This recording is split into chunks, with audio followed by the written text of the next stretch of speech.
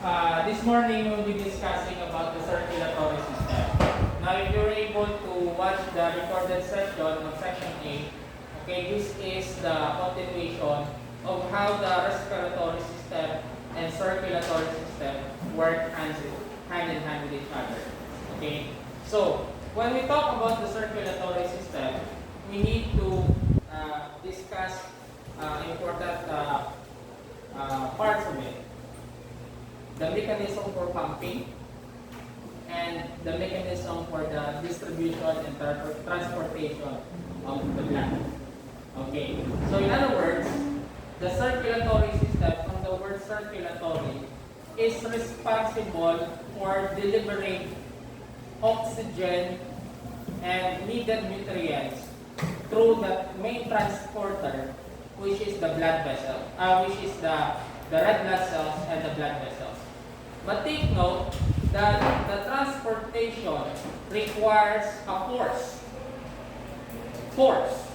When I say force, who will push the blood to circulate?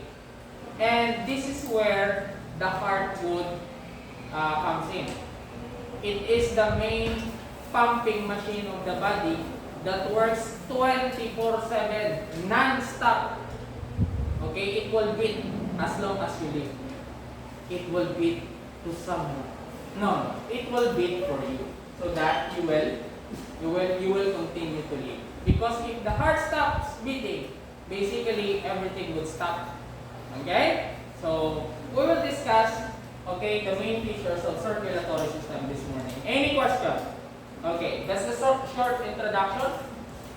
Okay, first, the mechanism for the pumping, is of course being introduced by the heart. The force, that squeeze the blood so that it will circulate all throughout the body is done by the heart. So where is the heart located? So if you're going to check this picture, the heart is somewhat like tilting towards the, where is it? On the left. Okay, on the left part. So somehow like this. So if you're going to check the lungs on the right side, it's much bigger compared to the left side of the heart. Okay, because if you're going to divide it equally, it's somewhat like going towards the left part. So the space here is somewhat like consumed by the heart. Okay? And the heart is composed of a special muscle. Okay, a special muscle that does not experience fatigue. Diba? If you are playing football, if you're playing basketball, strenuous activity, the muscle cells in the body is experiencing muscle fatigue. It will undergo muscle pain, experience muscle pain because of the accumulation of lactic acid. Okay, that's the difference between the muscle heart or the cardiac muscle. Cardiac muscle is the muscle in the heart, so somewhat like majority of it is purely muscle. But what's so special about the heart is, it does not experience fatigue even though it keeps on contracting and relaxing 24/7. Okay, and somewhat like it's autonomous, because this one, even though there's no stimulation from the brain, the heart will continue to beat. Okay, it's somewhat like affected partially by the brain, but without any stimulation, the heart will still continue to beat, even though there's no stimulation from the brain. So there's no need for you to think, I will make my heart beat. No, because even you are asleep, your heart is still beating. Okay, so that's so special. So imagine, if the heart is experiencing muscle fatigue, what do you think will happen to us? So you imagine how marvelous your body was made? Okay, because of these special features of the heart. Get my point? Okay. So basically, this is the pumping machine that drives all the blood to circulate all throughout the body. Okay? Sige. So circulatory system, what's the purpose? Delivers oxygen to body cells and removing carbon dioxide from the cell. Okay, take note, if you happen to watch the recorded session last time, the lungs, this is where the the blood passes through the pulmonary circuit. Okay, in other words, the blood before it will go back to the heart, okay, they must pass first or go to the lungs to allow gas exchange to take place. So what will happen there? The red blood cells that carries carbonated or rich in carbon dioxide will release the carbon dioxide in the lungs.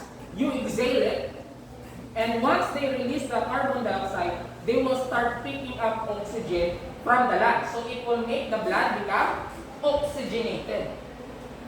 So you can see that they pick up oxygen and they release carbon dioxide, and the process continues when they are circulating all throughout the body. Okay? So once they have already the red blood cells already contain the oxygen, they will go back to the heart, and the heart will pump it again, and then they will start giving off oxygen to the cell in every single cell in your body. Okay? Yes. Never mind. Okay. Now, after they deliver the oxygen, they will start again picking up carbon dioxide that was used. Okay, that is the waste product of the cell, and then they will go back again to the lungs and then release the carbon dioxide. Yes. I have a question. Does the lungs, every body muscle oxygen to keep working? Come again. Like the other organ, does it also need oxygen down the lungs? Yes. Yes. They also need oxygen. Okay. To perform their work as well, because they are also living cells. Okay, your lungs is also composed of living cells.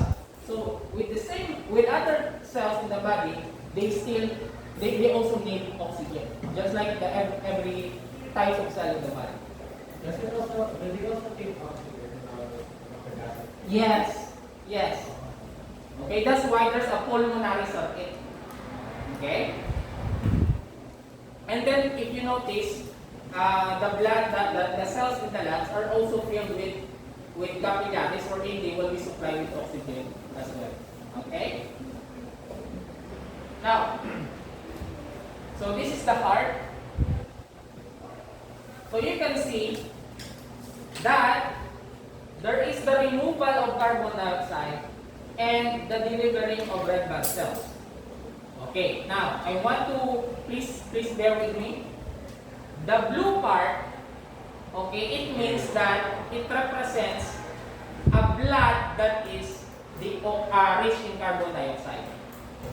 Rich in carbon dioxide. So you notice this part here is what you call the pulmonary artery. What is that pulmonary artery? The pulmonary artery will lead the what kind of blood? The oxygenated or carbon-rich blood towards the lungs. For what purpose? Remove carbon dioxide. Are you with me?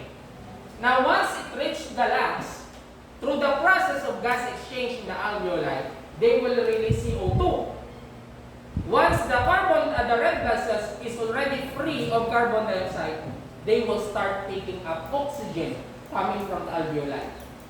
After that, they will go back here in the left side of the lungs, okay? And then they will fill the lungs here, okay? This is what you call capillary here, and fill the lungs, the heart with oxygen-rich blood. Okay, that's why it becomes red. So from the lungs, release carbon dioxide. When they pick up oxygen, they will go back to the capillary, and then fill the left side of the heart, and then this is what you call the artery, and then they will release the oxygenated blood all throughout the body. Okay, do you get my point? So both part of the heart, okay, they are contracting at the same time. But the movement or the transportation of the blood has different destination. the right side pump the heart towards the lungs, and the left side pump oxygen-rich blood all throughout the body. Copy? Okay, so this is how your heart works. Okay. So very special. And you can see that it is divided into two parts. Okay? Which means that the other side, the right side, is for the removal of carbon dioxide, and the left side is the distribution of oxygen-rich blood. Copy? Alright. Any question?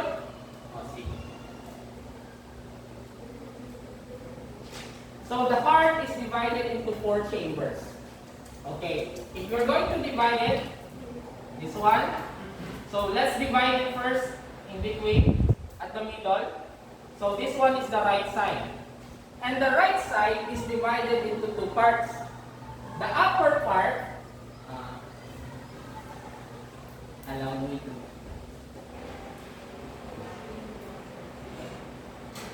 Please don't tell the school. Okay? So if you're going to divide it into 4, the upper part is what you call the atrium. If it's on the right side of the heart, we call it as right atrium. Okay? If it's in front of the capital, that's atrium. Just kidding. Okay. So, on the lower part, if it's on the right side, that's what you call ventricle. Right ventricle. On the left side, it's the left atrium on the upper part, and the other one is the left ventricle. Okay. Now, always remember that the right side of the heart, okay, is receiving carbon-rich blood. Okay, and then they will pump it towards the lungs. While the left part is for oxygen-rich blood. Copy? Okay, sige.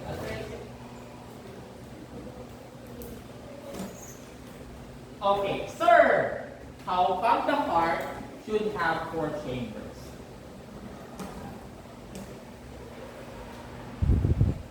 Why it should have 4 chambers? Yes? Because the right atrium, it's like this, between the right atrium and the left, this valve, to prevent blood from circulating back. Backflowing. Yeah, that's correct. Pero my question is, how come in mammals, just like humans, the heart have 4 chambers? What's the reason?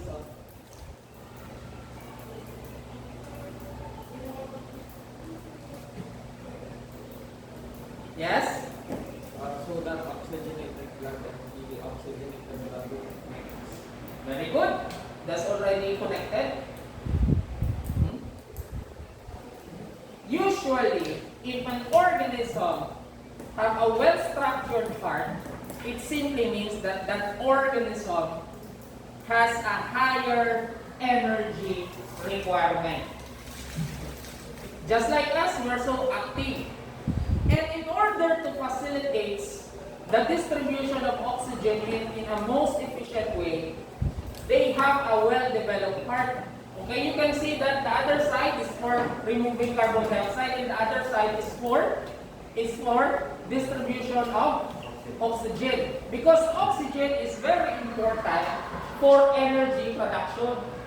Now, if you don't have this kind of structure of heart, you imagine, for example, the first part is for purely the oxygenated, and then we'll wait again for the oxygen-rich blood. Without the 4 chambers, it would take time, right? It would take time. But if you have this kind of structure of the heart, the efficiency for removal of carbon dioxide and delivery of oxygen is very fast and efficient. Yes? I still don't get what the base plans are. Come again? Why can't it just go straight to ventricle and then like 2 chambers? This one?